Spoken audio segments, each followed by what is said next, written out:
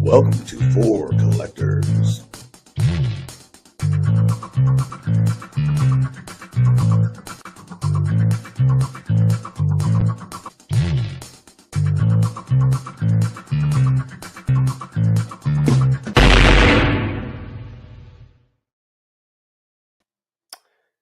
Good evening, everybody. Welcome back to For Collectors. For Collectors, my name is Sammy Thunder. This is yet again another Sunday live stream. This one, I think, is going to be a very informative and educationally driven live stream. I'm generally of the type that like to let things kind of fly and evolve and don't really, I work spontaneously in live streams. I let kind of things go the direction they do. But for tonight, we're kind of going about this a little differently. As you guys know, we're going to have Orlando and Scott join shortly. But in particular, I want the the live stream here. I want the chat to, whenever a question pops up in your head for tonight, I want you guys to provide and ask, and I will do my best to put it into the live stream. How this is going to work essentially is we want to kind of we talk a lot about finding those elusive cards that we can't really spot every day. We talk a lot about finding the perfect card for our preference and the condition we want. There's a lot of us who have a lot of experience in doing this and have been doing this for a long time and know where to look, know what to do in the moment. And but there's also people entering this hobby every day and really don't know exactly where to start as far as what resources are out there. And so that is what this live stream is going to be focused on, is understanding the resources that are available, understanding how to kind of react, and maybe if you're at a show or you see something online on the social media platforms and the auction, or maybe not the auctions, because I mean the auctions are driven by individual bids, but if you see something that's available, is it the right price? Does it make sense? And sometimes under certain circumstances it does and it doesn't. So we're going to just talk a little bit about that. I have some questions prepared, but again, I want to leave this open to the chat to get involved as well. So I'm going to bring in our guest for tonight, and we're going to jump right into this. So let me bring these guys in. First, we have Scott from Stooks Baseball Cards. Hey, Scott. Hey, guys. And we have Orlando from A Collector's Dream. Hey, How you guys. doing, Orlando? Thanks, So Sammy. these two guys, I can say from my personal experiences, whenever I'm at shows, these two guys are my two top resources that I go to. And over the period of time that I've been collecting, getting back into the hobby, it has been a very kind of slow, like an exponential rise to understanding how to evaluate certain things. And so I want to get these guys' perspectives on, we talked a lot about if you see something so unique and you got to get it. So I'm going to jump right into the first question. Let's jump right into this, guys. So I'm going to say here, well, many in the, and look, I have to look down for my questions here because I have it on my phone. Well, many Sammy in the, didn't prepare us for this. no, We don't but know the it's, questions, I guys. can promise that it's a very, these questions are not going to be like, we're going to jumble your brain. And while many in the chat and those watching may have prior knowledge and experience in what to do in situations when deciding on whether or not to buy sports cards, there are new collectors either coming back into the hobby or entering the hobby for the first time that may not have such knowledge. Let's say that you're both looking at a 1963 Topps Pete Rose and a dealer has it priced, but you want to check to see if the price listed, you want to see how it compares, the price listed compares with prior sales. What resources would you use to increase your knowledge on the card? If either one of you could start. Okay. Well, I mean, when you're talking about a card that is pretty readily available, like the 63 Rose, I mean, there's, of course, eBay sales that happen on eBay. Also, I like to use 130 point. There's a lot of other places. Uh, you have to subscribe to them and stuff like that, all the market movers and VCP and all that. But really overall, you could probably get a pretty good range through eBay sales and 130 point. Those are pretty much the two that I use for commonly cards like that from the 50s, 60s, 70s, normal vintage Topps cards. Those are pretty easy to comp. So, the key on those, of course, is not just the comp, but the card itself. And that's where you really have to take a good look at the card.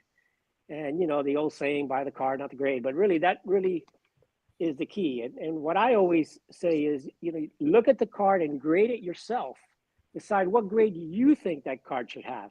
And then you can kind of, price it a little bit better, And sometimes you can get a good deal. I mean, if it's a really good eye appeal, and even if it's for going rate, the comp, but it's a great looking card, I'll pay the comp for it. So, there's really situations that are all different, but for the most part, those are kind of easy situations where these cards sell a whole lot. Mm-hmm. Scott, what about you? How do you how would you evaluate it? Oh, those are great resources, Orlando. I use eBay a lot too. And one thing in addition that I would add, if you see it, one of the comps is a buy it now. Sometimes those are a little higher than the auction ones.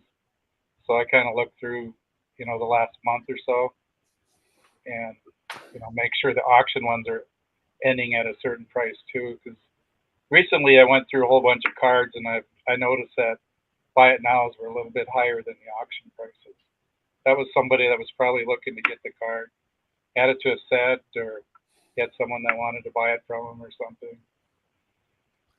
So I just want to say in the chat, people are saying they prefer the 64 rows over the 63.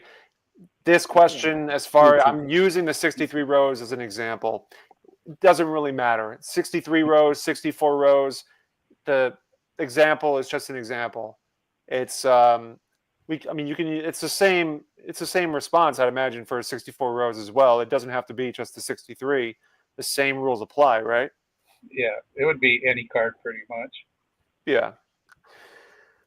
So let's talk a little. Let's go into the more kind of the specific cards that that we discuss a lot. So we've talked a lot in the past about when a collector sees something rare and special, they should jump on it immediately if it's within reason. However, what we don't really go into is the process and how that collector evaluates the card in the moment.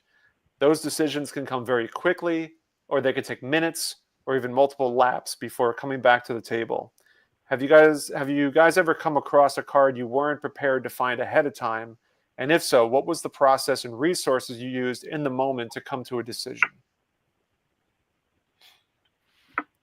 Well, if the price is right, like this weekend, I was at an antique mall and I saw a stack of these that I've never seen before. Sears 1946 St. Louis Browns and Cardinals, and the price was the Mangini price, $3 each. It's a no-brainer that I'm going to buy them all for that price. The old price guide for them was like $100 a piece, but it's probably come down since eBay and all that. But still, for $3 a piece, that's something you can't pass up. Now, if it's something, like a rare Lou Gehrig, Mickey Mantle, then I look around the room, see if there's somebody I know that knows these prices, and I'll talk to them. Sometimes they'll look it up on VCP or some old auction prices that they have. Maybe they've seen it sell before. Could you give me more information on what to look for in the card? And, sometimes there's certain things about a card like staple holes. The old Lake to Lake Braves had staple holes or punches, and that's very common. Don't let that deter you, but you might not know that if you don't ask somebody or if you've never seen that before. there's always something new in the hobby that you come across. There's a lot of resources out there in the community. Yeah, it's true. There's so many resources out there. And I encourage you guys to just use the resources. Even some of us YouTubers are great resources. You know, Scott knows so much about, you know, all of those oddball stuff and exhibits. So anytime I see something like that, you know, I'm going to get hold of him. And I think that's really great advice. But overall, I think if I run across something that I hadn't seen,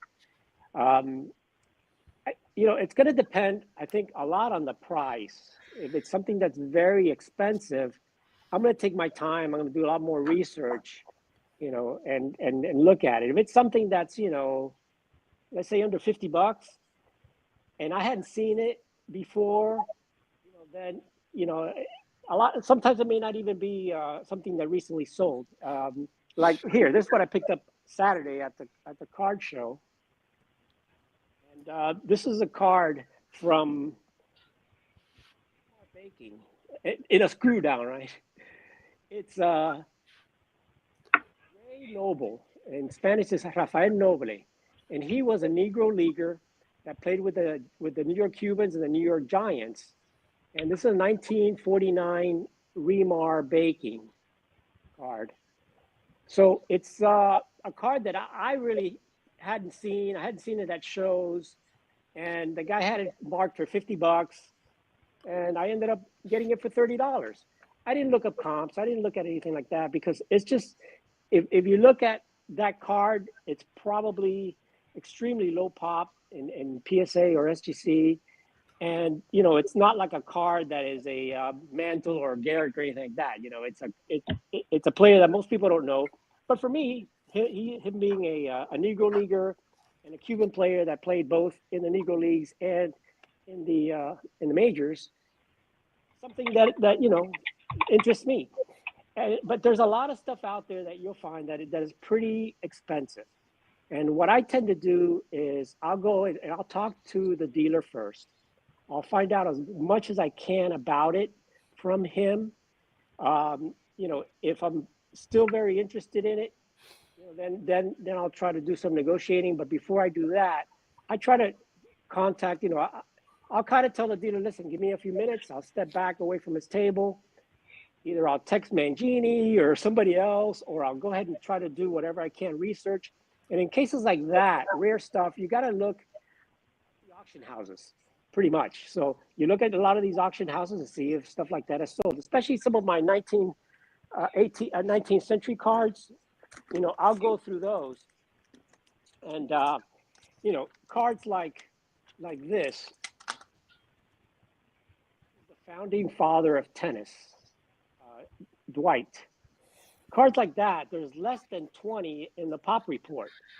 So, and they don't sell very often. So, you know, the last one I think sold maybe 3 or 4 years ago. So when you're looking at comps, the comps really don't go, you know, but you got to kind of use the comp a little bit, but you got to negotiate with the dealer and work on, you know, something that's fair. So when you come across stuff like that, it's very, very tough to really determine a price. So at the end, guys, I go with my gut. You know, I've been through hundreds of card shows. I've been through tons of stuff. Experience helps a lot. And that's really what I go with at the end. If I just don't know, but I feel something like, look, I saw this eBay embossed card, postcard. If you can see the embossing with the gold border and everything of George Washington, it's got the stamp on it. It's from 1911. It was $5.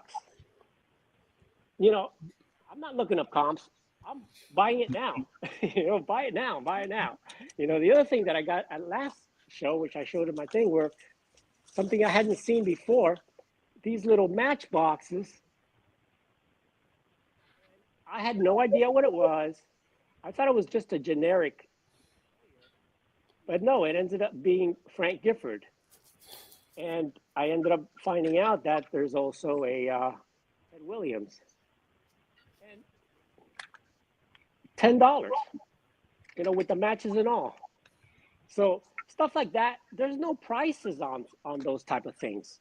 You just have to kind of go with your gut. And if it's a cheap thing, you never see it, pick it up. If you like it, if that's kind of the stuff that you collect. And if it's expensive, then yeah, you got to do some research. You got to ask some of the experts like Scott and Mangini and some of the other guys, and and try to come up with a price. But if you really hadn't seen it before and it's something you really want, don't walk away, because you may lose it and then you may regret that you didn't get it at the end. So somebody, I'm going to go back in the chat a little bit to find this question, because there's been some questions that have come up since we've started talking. Concrete Buddy's asking, and I actually had this question primed, but I'll follow up on it a little bit after. How do you approach costs on cards with no comps? Kind of how bad do you want the item? Yeah. I guess if it's, like Orlando was saying, if it's $50 range, that sounds reasonable. Anything 50 and below, but if it starts getting into $200-$300, I mean, we were out at buying cards and stuff before comps, probably even before Beckett. I remember going to an antique shop once, and there was a Yankee program from the World Series with 2 ticket stubs, and the guy wanted $250, and I'm sitting there, should I buy it? Should I not? I had no idea. There's no way to look it up, so I just bought it. I got home, I looked it up. It was Game 3, Ruth's called shot. Turned out to be a really good deal.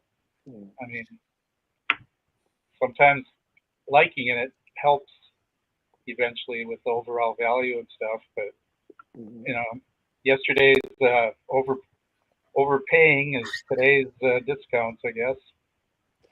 One thing, Sammy, that you have to remember that when there are no comps, dealer has no comps either. So you're in the same boat with the dealers at this point, and they don't really know the real value of it, and you may not really know the real value of it.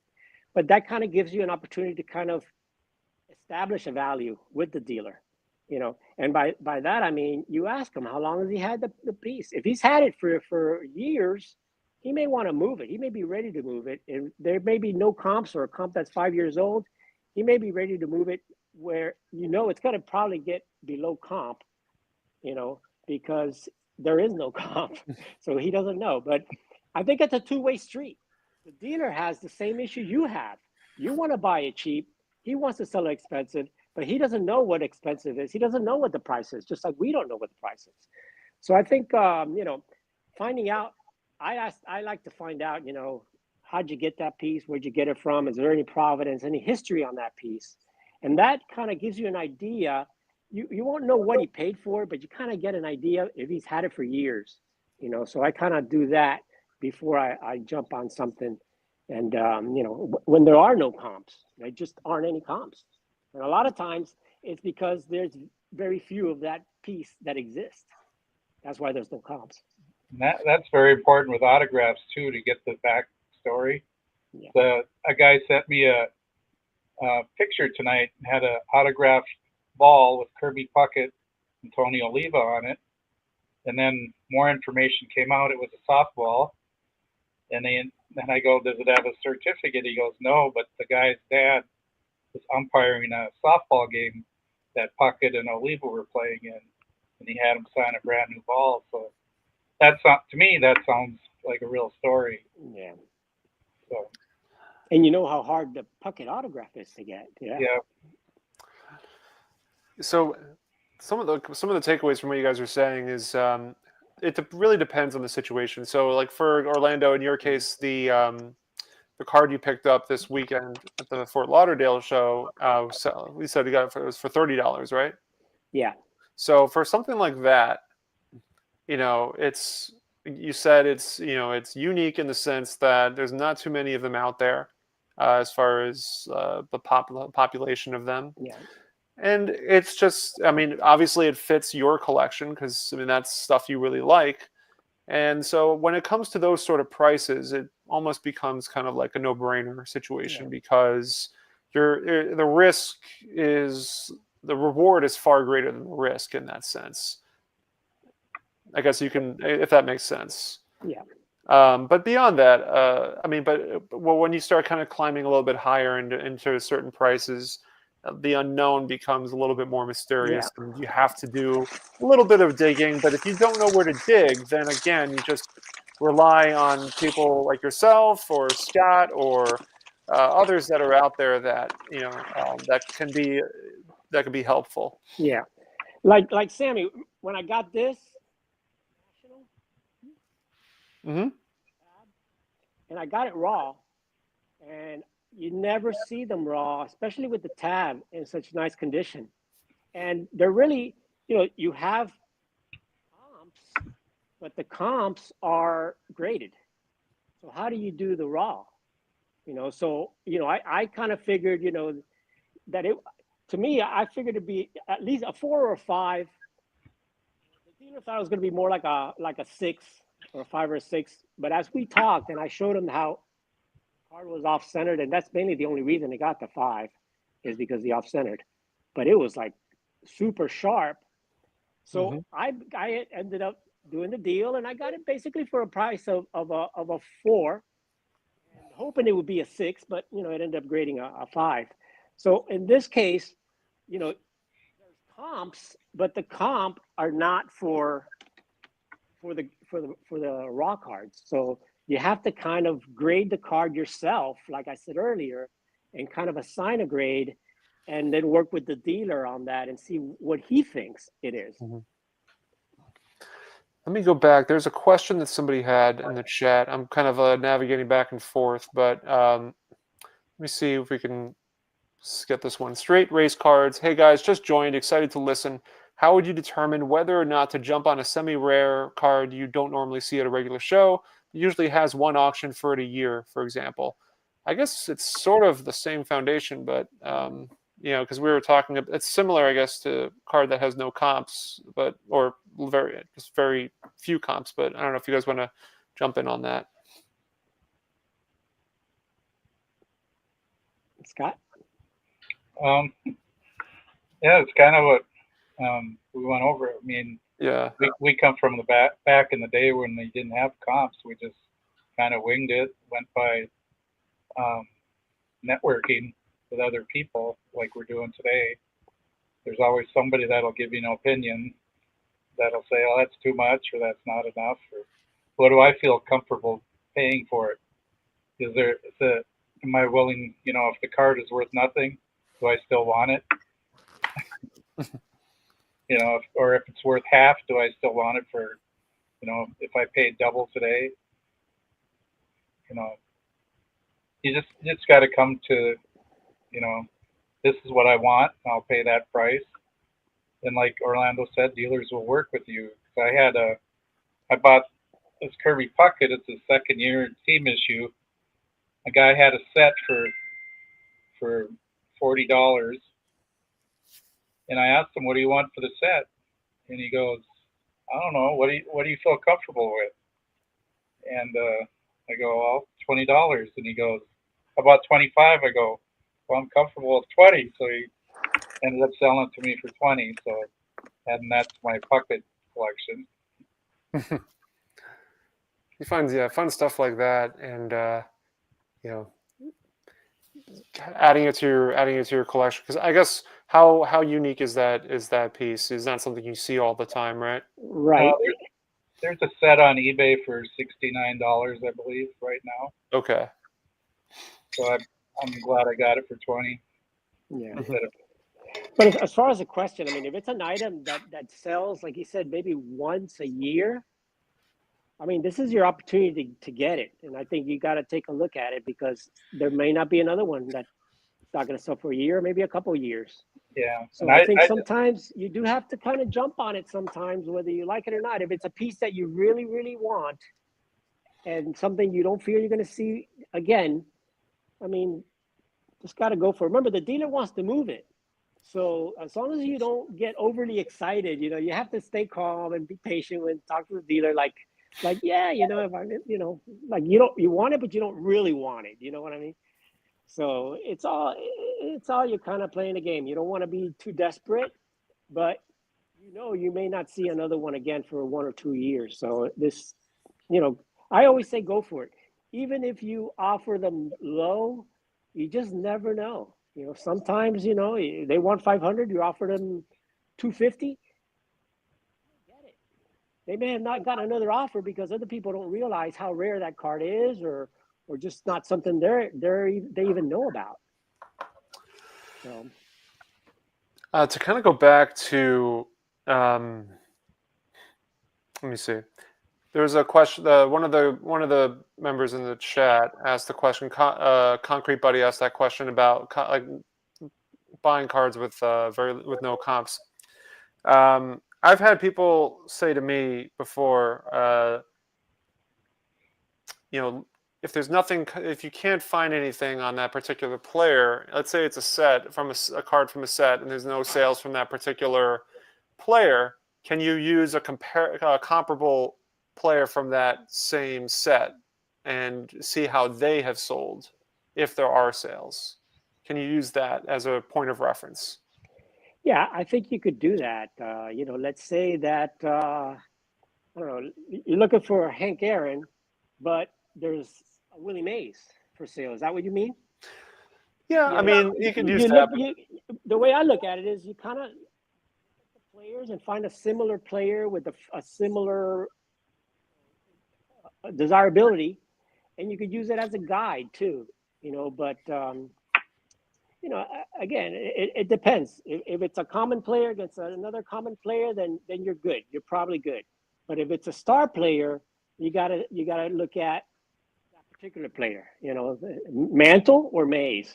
Mantle's always going to be more. So if you only have a price on that Mays, you're probably going to have to up it for whatever the difference is of a Mantle and a Mays. So you go to kind of a year close to that. Let's say it's a 53 oddball card or something, and there are Mays and Mantles. You look at, let's say, 53 tops. Well, that's a different one because the Mays is a little high. It's a high. But anyway, you go through and you compare. You say, what's the difference? Well, if the Mantle is 20% higher or 30% higher, usually on most sets, then that's kind of the increase you're gonna figure. That's the way I'll look at it. The Mantle probably going to be so much more. And if it's something if there's the Mantle, and just kind of play with it and talk to the dealer and work with them. Mm-hmm. What about you, Scott? As far as using another player comparable? As long as there is another player that's in that set that's comparable, I mean, that's a very good idea. Agree with what Orlando was saying and what you've mentioned. Okay. So again, I just want to make mention for anyone joining in the live stream a little late. We're kind of using this as an opportunity, this live stream tonight, to provide questions, trying to learn about how to evaluate unique situations where you're at a show or finding something online that is not something found all the time, and you're trying to kind of evaluate it, the price and condition. I mean, there's so many variables, obviously. And so I wanted this to be an opportunity for you guys to ask questions. If you have any in the chat, feel free to chime in. This is an opportunity to do that.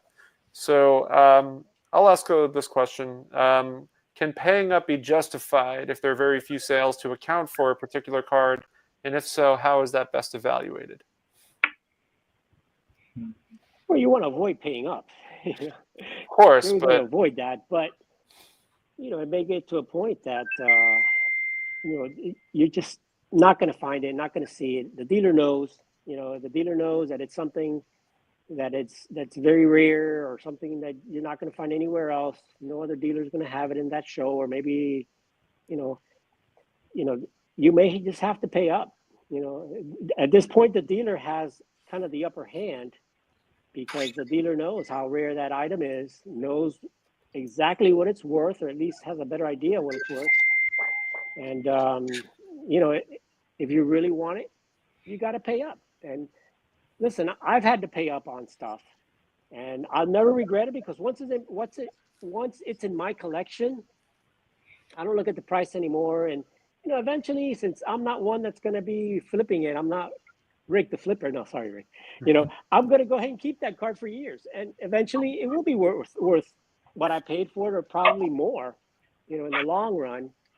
And it's going to be something that when I sell it, I'm probably going to have to sell it at an auction house because it's something that's going to be pretty rare, like your Maze Coke tips, something like that. Sorry, Rick. Just like... Scott, what about you, man? Well, the last thing I paid up for was this. At least I think I paid up for it. 61 Peter's Meats Killabrew. I've been showing it a few times because I like it, but they're you just don't see them with the advertising on like that. A lot of times you see them cut right around the picture and around the biography there. And you rarely see the tab up here. They're out there in full package versions. I don't know if I'd want the full package, but if I found one for the right price, I would jump on it. I'd probably pay up, but I don't want to pay up too much. Mm-hmm. Yeah, let me show you, Sammy, what I paid up for at this national. I think everybody's seen my Walter Johnson autograph photo. That's a Type 1. It came right from Walter Johnson's photo album. A picture of Walter Johnson taken at his place hunting. Basically a one-of-a-kind piece. Here's a picture that came from Walter Johnson's own photo album. And he autographed it, "Best wishes, Walter Johnson." What's that worth? Do you know? I didn't know. I had no idea. I mean, you could look up what a Walter Johnson autograph is worth, and you could look at what's a Walter Johnson Type 1 photo worth.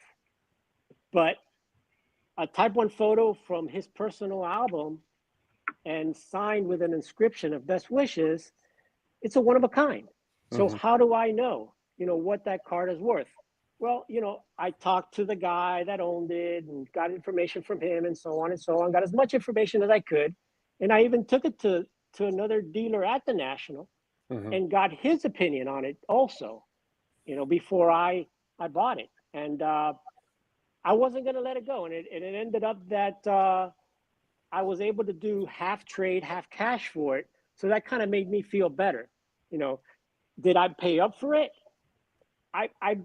I felt that I wanted it. So even though the guy gave me a discount for what he originally wanted, I think I got a good deal. But you just never know, Sammy. I mean, you're talking a piece like that is a one-of-a-kind. And so we had to really do some wheeling and dealing there. And, I didn't want to pay so much. He broke the price down, brought it down.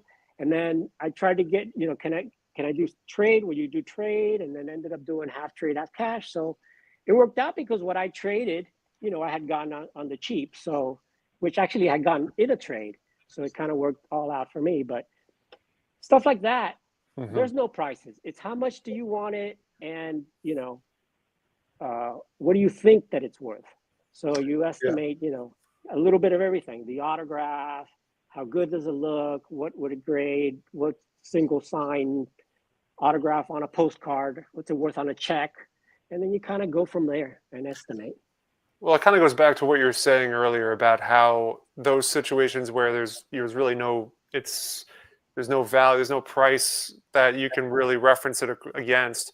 Then you start asking questions of how you came to that price, or just start like trying to dissect the dealer's price on it and the value, and trying to figure out if you can get somewhere in that range. Let's see. So I guess this is more for Scott, but I guess you guys can both answer this. If the numbers work out, do you buy a set just to get a particular card? And apparently, I guess you and Concrete Buddy talked about this, Scott.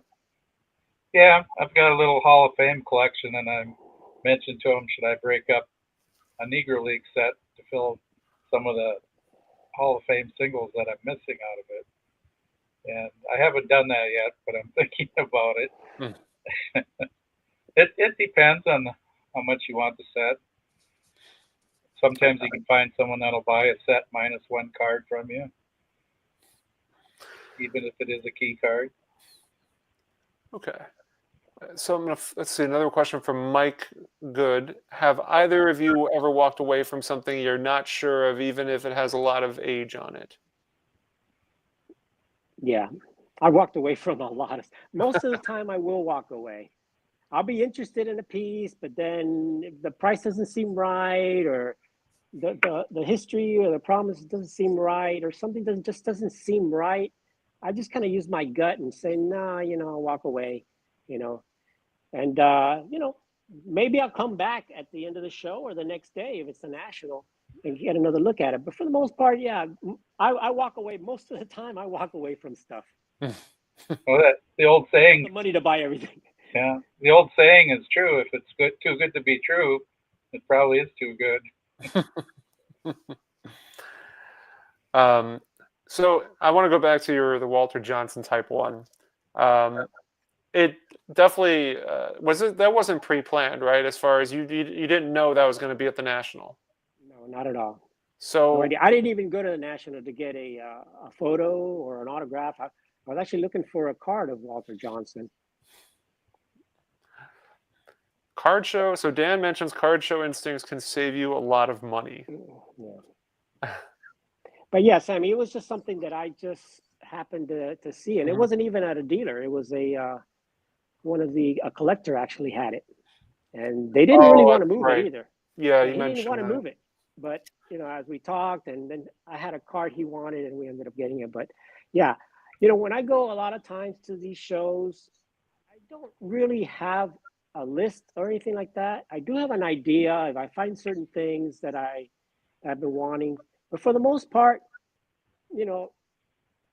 I go in and I just kind of whatever I see that catches my eye, like instincts. That's really what it is. I see something that's just gonna jump out at me. When I went to Strongsville, I wanted to get a Cobb, but I wasn't necessarily going to get that red Cobb. But when I saw that red Cobb, and I talked to the guy and all that, and I looked around the whole place, I came back to that red Cobb, and I ended up getting that red Cobb. And it wasn't one that I planned on getting, but it was just the right one at the right time.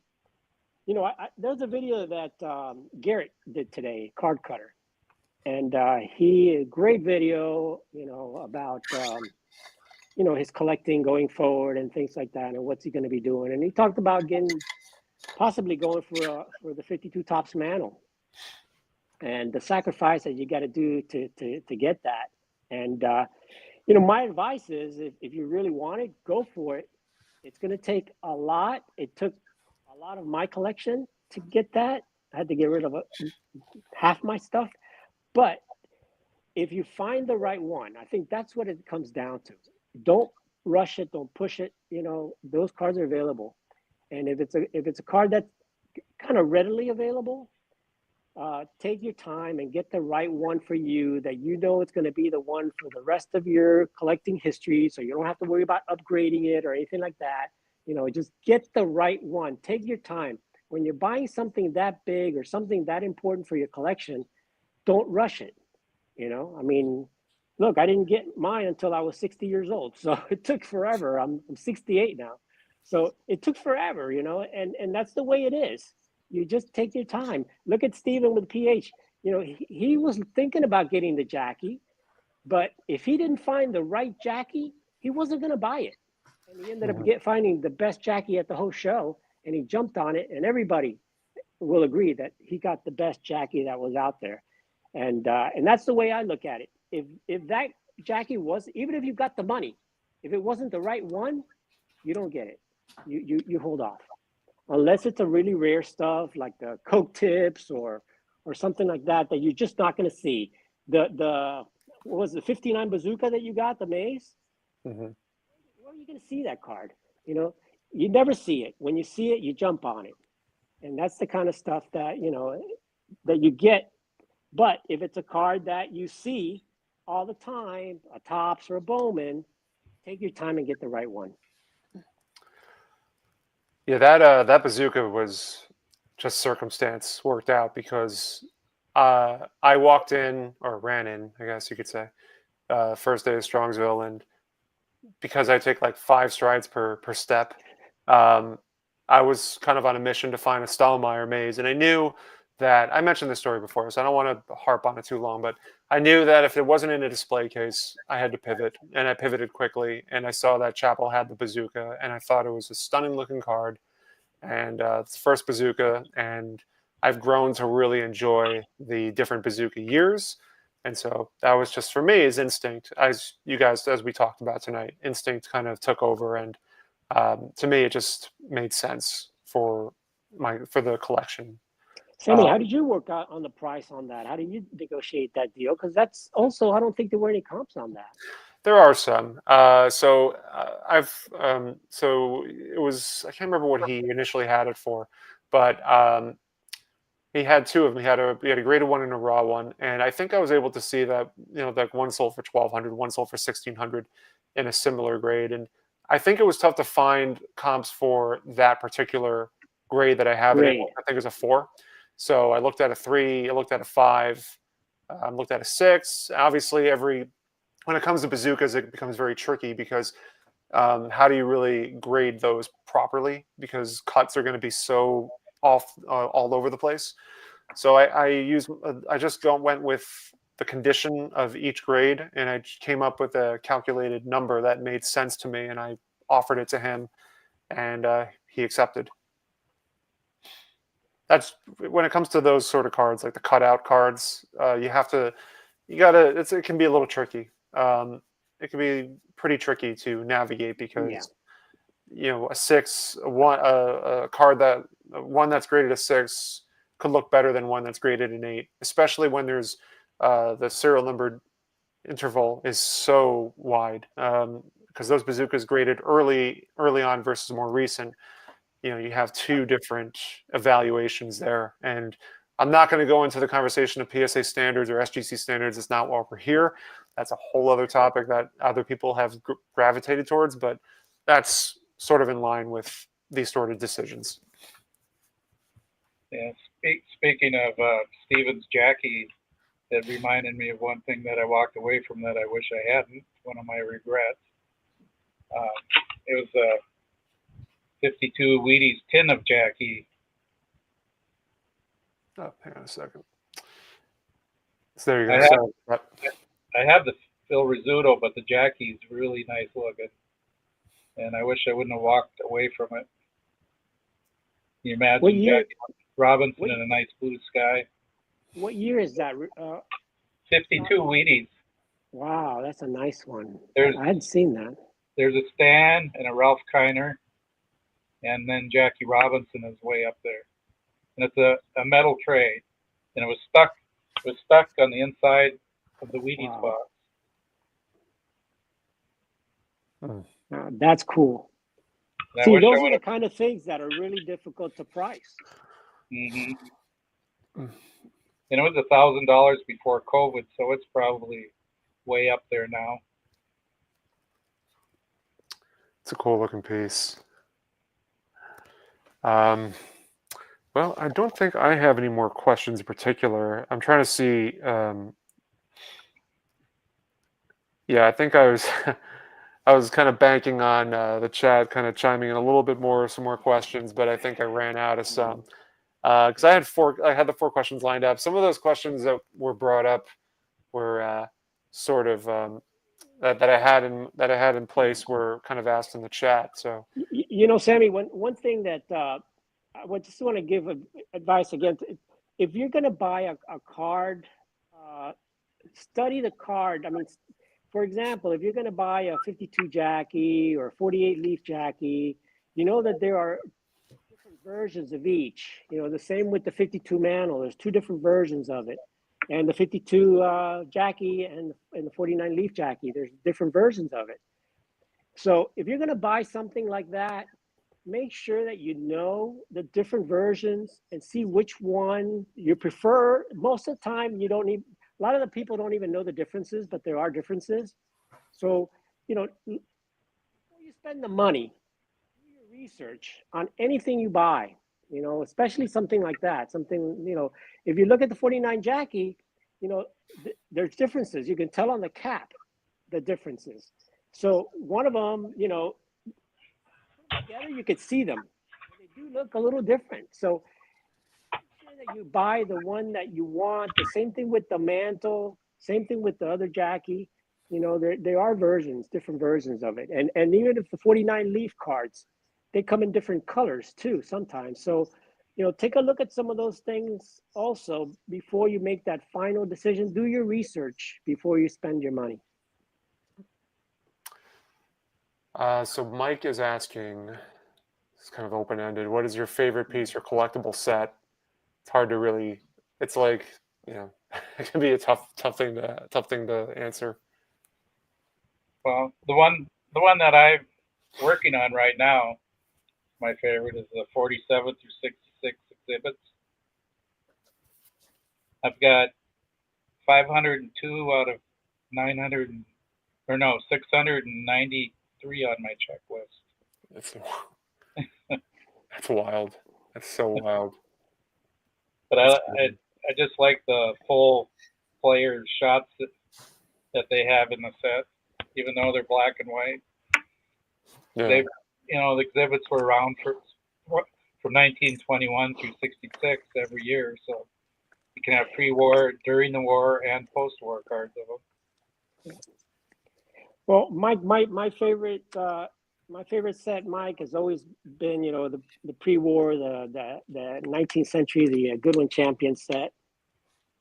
So I just love these cards from 1888. I've got the #1 set on the registry. It was no longer on the registry, but that's the set I've been collecting probably for 25, 30 years now. And my favorite card of that set is the King Kelly. It's actually my favorite card in my entire collection is the King Kelly 1888 Goodwin Champion. It's a beautiful set, Orlando. I love that set. I would say because it's a challenge. I mean, if you're going to get into a set like that, it's really difficult because you think it's easy. It's a 50 card set, just like Greg at Midlife trying to get the pirate set, 50 card set. You see, it should be pretty easy to get, but no, there's some cards that there's less than 10 or 15 in the set, so it's difficult. So do your homework before you decide what am I going to go after, and know is it going to be a big challenge or not? Because when I first started that set, I was a set builder. I said 50 cards, man, I should be able to pick this up in a few years. And it took me forever to complete the set. But again, back then, it was a lot different times. And Sammy, this is something that I wanted to mention. I really think that we are everybody talks about the hobby and the negativity. We are in the golden age of this hobby. Right now, we're going through it. What we forget, and Scott and I know that back in the day, we talked about there were no price guides. I mean, I remember using it was called CCP. You remember that, Scott? Yeah. I remember using those price guides, and you couldn't buy cards. There was no eBay, nothing, other than just mail in, through the mail. You could buy some cards there, but other than that, it was strictly shows or card shops. So it was real difficult back then. When we got eBay, it was a little bit better. But still, it's not like it is today. And today, the options that we have out there, Sammy, are incredible. I mean, look at all the auction houses that are out there. Look at the resource that we have with Net54. I mean, we don't talk about Net54, but to me, that's one of the biggest resources that we have. And you could also go there. You could ask questions there. You could buy from there. And you're buying directly from collectors, not really dealers. They're dealers there, but they're mainly collectors. So the avenues right now to buy cards, to purchase cards, to make contacts are greater than they've ever been. And I think more cards have come out of the woodworks than ever before. I mean, there's cards out there that I had not seen for sale in years, and they're all coming out, and more than one, So I think right now, with the resources we have, the research, the contact, the friends, and everything that we have, we have more knowledge available to us now than we've ever had, when we were collecting. So to me, we are in the golden age. We are now where you could literally, go and find out, what this Remar baking card is. In our days, man, I couldn't find it. You have to check the big thick Beckett book and hope to find it in there. And but so in my opinion, we talk about all these breakers and stuff and all that. This is the best time to be a collector. The best time ever. We've been through it, Scott. We've been through those tough times. Now we know that, hey, whatever you want out there, you can get it. It's just a matter of doing the research. We're talking about home run derby cards. I mean, how difficult was it? What you never even saw a home run derby card at card shows. I think I maybe saw a handful of them in my 40 years of going to card shows, and now they're coming out. They're coming out on all the auctions on eBay and all that. So I think this is again I'll say it's the golden age for anybody that's starting to collect now, especially pre-war. This is the best time, guys. So take advantage of it, because a lot of these cards are going back into collections and they may never come out for another 10, 20 years. At least the ones in my collection aren't coming out. Yeah. Well, go ahead, Scott. No, you mentioned how you thought sets would be easy to put together. A year ago, I started this set. I thought, oh, there's a lot of them out there. I see them on eBay all the time. It's the old London. Yeah. In 65. I got the first 25 or so real fast, but now I see one like every month or so, and starting to see some ridiculous prices on them too. Like, yeah. I mean, Dick Allen for $300 and it's not graded. Maybe because he just made the Hall of Fame or something, but that's where you got to be patient too on some of these cards. Wait for your time. Wait for the card to present itself to you, I guess. I'm going to go to a question that Eric asked for the Detroit Collector. If you're at a show and see two different cards that you love, both priced the same, and you can only buy one, how do you decide what to get? What's the hierarchy there? For me, it's eye appeal. It's going to come down to the eye appeal. Okay. I mean, I'm going to take a good look at the card and go with the eye. If they're both about the same price, yeah, I got to go with the eye appeal.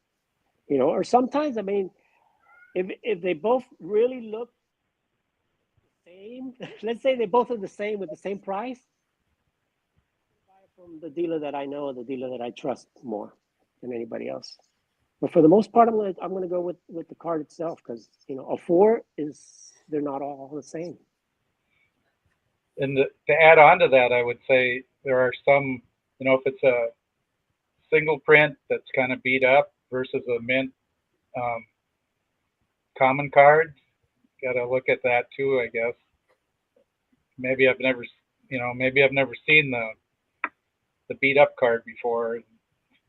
Maybe the price is higher in mint condition, but it's a $50 version of it, and I might never see it again. There's so many variables that go into it, but yeah, looks, and then how bad do you need it? How bad do you want it? Yeah, that's true. I mean, there may be one you want one more than the other, and if you really want them both, pick up the nicest one that I can. Let me follow up with Mookie here. What are one or two current pieces you can't find right now? If you want to share, I guess. Scott, you want to go? You got a few exhibits I know you've been looking for. Yeah, there's some exhibits out there like Bobby Richardson, Ed Kranepool, but those are basically money. I don't want to spend $500 on a common card. I'll wait for a beat up one or a BG one for a less price. But yeah, there's a lot of exhibits you just don't see, and that's basically what I've been looking for. And then filling out my old London coin set, the PSA 7 or higher. That's the only registry set I have, and I just thought I'd do it for fun. started up last year, and now I can't find them anymore. Me, I mean, I've kind of been still trying to upgrade my my Goodwin Champion set. I know there's a few of them out there, and waiting for them to pop somewhere. I know that there's a tennis player that I have it in a 3. It's like the lowest graded card I have in the set, and I know that there's an 8 out there, the highest graded. And I have seen it at a card show. I saw it at the National 2 years ago.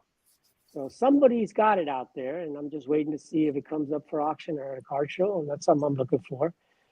Other than that, I'm still looking for my Walter Johnson Ramley. That's kind of the one that I went to the National trying to find, and I ended up getting the photo and autograph photo instead. Because so that's one card that I'm looking for. Considered the rookie, Walter Johnson, the Ramley. Another card I just thought of. Roger Maris has 2 cards in the Fargo Moorhead Twins team set, a fielding and a batting card. I haven't seen those since Al Rosen came to Fargo in the 90s. You just don't see them. Yeah. Very cool, guys. Well, probably finish off on this note on Mookie's question here. I'm just checking to see if there's any other questions to kind of take us home. But how about you, Sammy? What 2 pieces are you? 2 current pieces are you looking for? So the one piece is Rick told me that Rick, right? What's that? The Seaver stand-up. Yeah, I mean that's going to be impossible. But I mean, you hope against hope. I did find the maze, so maybe I can find the Seaver. The other one is only one has been graded. So, but Rick has mentioned that he's seen them raw before. It is a 1966 Dominican Republic card of Willie Mays, and it's spelled. I mean, I just love stuff like this when the spelling is Willy, like it traditionally, I guess But I've seen the pictures of the one that was sold back in 2018. It's just a really cool looking card. It's like a strip card, but it's really cool looking. Some other questions popped up. Let me bring this in. Okay, Savoy is asking. This is for Scott. What is the most common exhibits you find most difficult to find? I guess you already mentioned Bobby Richardson. I don't know if there's anybody else or Ed Kranepool, but. See if I got my list here.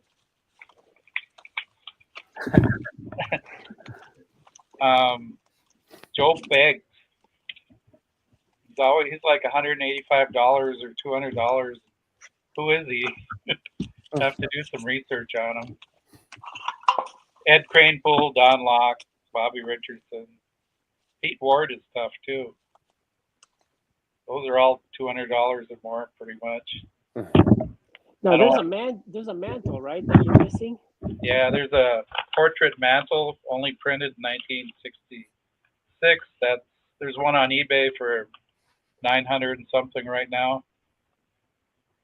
That's the cheapest one. There's a 4 that's $1,400. It's kind of tempting. I might make him an offer unless Mike Petty beats me to it. Let me see. John is asking, do either of you guys have white whale cards that have eluded you? Yeah. I've been trying to, I collect old football, and and I've got the Mayo, the rarest football card, the Mayo one. But I think the one that's been eluding me that I've wanted since I started collecting football card has been the Bronco Nagurski. That card is just, at one point I could afford it, and now it's unaffordable. I don't. That's one card that I don't think that I will ever own. Well, I'll never say never, because I never thought I'd get the mantle, but it's one card that it's way out of my price range right now. But I think that would really be the key. The one big card I need to really football. I think vintage football. What about you, Scott? Probably 1939 exhibit Lou Gehrig everyone I see is 5 figures nowadays. But I guess they just don't see them too often. No, it's only printed 1 year, 1939. All right, cool. All right, guys. Well, listen, kind of hit right on the hour, so it's perfect. Thank you guys so much for coming on. This was, I think, really helpful for hopefully people in the chat, for people watching, new collectors, experienced collectors that have been around for some time. I think it's kind of helps everybody. So I think we can all agree, and we can finish off on this note, that we are each other's best resource, and we should definitely take the opportunity to reach out, and don't feel ashamed to ask about a particular card if you don't know a lot about it. I do it all the time with you guys whenever things come up. So.